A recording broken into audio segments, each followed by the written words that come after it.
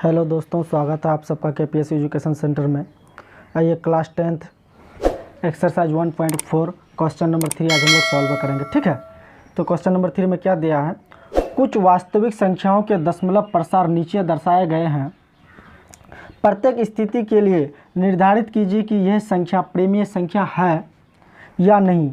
यदि यह प्रेमीय संख्या है और p/q के रूप की है तो q के अभाज्य गुणनखंडन के बारे में आप क्या कह सकते हैं, है ना। तो आइए पहले इसका हम लोग कुछ बेसिक समझते हैं, उसके बाद इसको समझते हैं। ठीक है, तो सबसे पहले समझेंगे प्रेमीय संख्या क्या है ना। तो लिखेंगे प्रेमीय संख्या। प्रेमीय संख्या क्या है, जिसे हम लोग p/q के रूप में लिख सकते हैं ना, वो क्या प्रेमीय संख्या है। तो मान लीजिए 1/, कुछ उदाहरण लेकर समझते हैं, 3, 2/5। ठीक है, तो 1 को 3 से भाग लगाना है ना, 1 को 3 से भाग लगाना है। तो नहीं, क्या करना है, 1 को 3 से भाग लगाना है ना, तो 3, 1। ठीक है, तो इसमें कितना चलेगा, नहीं चलेगा, यहाँ दशमलव लगाएंगे, यहाँ 1 0 लगाएंगे। ठीक है, 3 तिया 9, क्या बचेगा 1, फिर यहाँ 1 0 लगाएंगे, दशमलव के बाद 0 लगा सकते हैं, 1 0 लगाएं, फिर 3 तिया 9, फिर क्या बचेगा 1, फिर 1 0 लगाएंगे, फिर कितना चलेगा 3 तिया 9। यानी जितना बार भी इसको चलाएंगे लास्ट क्या यही संख्या बार बार रिपीट होते जाएगा, है ना। 3 3 आते जाएगा, लास्ट में शेषफल क्या बचेगा 1 बचेगा, और ये संख्या 3 3 बार बार आते हुए जाएगा, है ना। तो ये कहने का मतलब है कि ये संख्या बार बार अगर इस तरह से रिपीट होता है तो ये क्या है, प्रेमीय संख्या है। और एक ये भी है, अगर मान चलिए यहाँ पर 5 दिखाई नहीं दे रहा है शायद आप लोगों को, उधर यहाँ लिखते हैं 5। ठीक है, यहाँ दिखाई नहीं दे रहा, यहाँ लिख रहे हैं 5 2। अब 5 को 2 से भाग लगाएंगे तो क्या है, दशमलव लगाना पर दशमलव के बाद यहाँ 0 लगाएंगे। ठीक है, 5 कितना, 5 चौक 20, तो कट गया। इसको क्या कह सकते हैं, प्रेमीय संख्या है ना। जो कुछ दशमलव के बाद कुछ स्थान तक चलने के बाद वो कट जाता है पूरा, तो उसको क्या कहेंगे, प्रेमीय संख्या कहेंगे। और इस तरह से भी अगर बार बार एक ही संख्या रिपीट हो रहा है, यानी जितना बार भी हम लोग भाग करते जाएंगे तो बार बार क्या आएगा, शेषफल 1 आएगा, और दशमलव 0 लगाने के बाद ये इसका क्या है, भाग क्या है 3, यानी बार बार इसका भागफल 3 आते जाएगा। तो बार बार यही संख्या रिपीट होगा, तो इस तरह का भी संख्या को क्या कहते हैं, प्रेमीय संख्या कहते हैं। अब अप्रेमीय संख्या, मान के चलिए कोई एक संख्या है, उसको भाग लगाने पर आता है 1 0, फिर भाग लगाए फिर आता है 1 0, फिर आता है 1, यानी अलग अलग संख्या है ना, अलग अलग संख्या आता है, भाग लगाने पर एक ही संख्या नहीं आता। तो इस तरह को क्या कहते हैं हम लोग, अप्रेमीय संख्या कहते हैं। ठीक है, आइए अब हम लोग यहाँ समझते हैं।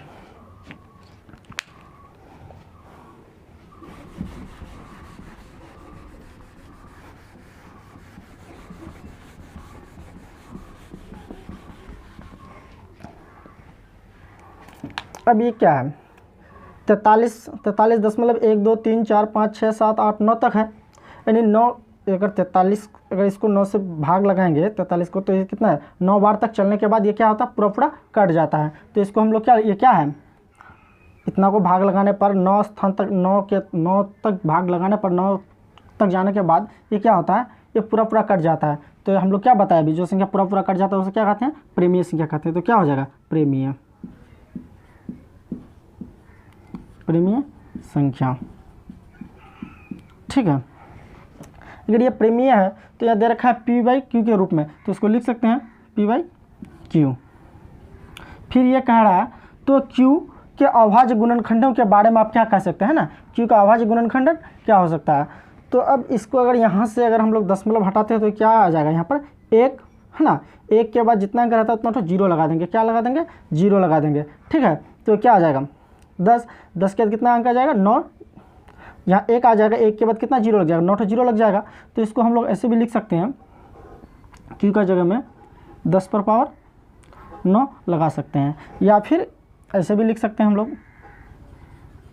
3 4 5 6 7 8। ठीक है, तो अब कह रहा है इसका अभाज्य गुणनखंडन के बारे में आप क्या कह सकते हैं, इसका अभाज्य गुणनखंडन क्या हो सकता है, 10 का अभाज्य गुणनखंडन क्या हो सकता है, 2 × 5। ठीक है, पावर 9, तो यही चीज़ है। ठीक है, तो एक नंबर समझ में आ गया। अब आइए हम लोग नंबर 2 का बात करते हैं, ठीक है।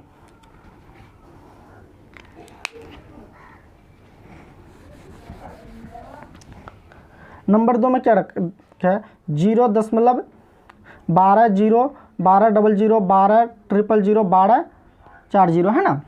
तो इस तरह से रखा है। तो ये क्या है, डिफरेंस आ रहा है ना, अलग अलग आ रहा है। यहाँ 12 के बाद 1 0 लगा है, फिर यहाँ 12 के बाद 2 0, यानी ये अलग अलग आ रहा है। तो इस तरह की संख्या को हम क्या बताएं यहाँ पर, अप्रिमेय संख्या। तो इसको क्या लिखेंगे, अप्रिमेय संख्या, अप्रिमेय संख्या, प्रिमेय संख्या, ठीक है। आइए हम लोग क्वेश्चन नंबर 3 सॉल्व करते हैं अब, ठीक है। क्वेश्चन नंबर 3 में क्या है, 43.1 2 3 4 5 6 7 8 9, इसके ऊपर में क्या चिन्ह लगा हुआ है, बार का चिन्ह लगा हुआ है ना। यानी बार का मतलब, कहने का मतलब है इसका कि इतना संख्या देने के बाद 1 से 9 तक देने के बाद फिर यही संख्या बार बार आते आ रहा है ना। फिर 1 2 3 4 5 6 7, फिर यहाँ भी होगा 1 2 3 4 5 6 7 8 9, फिर उसके बाद 1 2 3 4 5 6 7 8 9, नहीं इस तरह से ये बार बार आते जाएगा है ना। तो इसीलिए इसके ऊपर में बार लगा हुआ है। तो ये संख्या कितना बार तक चलेगा, ये कितना तक है, 1 से लेकर 9 तक है ना। तो ये संख्या इसी तरह से आते जाएगा। तो इसको हम लोग लिख सकते हैं 9 के ऊपर में पावर लगा देंगे 9, ठीक है। तो अब इसको लिखेंगे Q के अभाज्य गुणनखंडन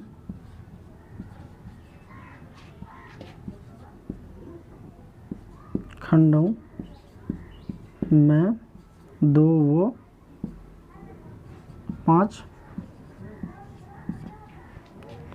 5 के रूप में लिख देंगे, 5 के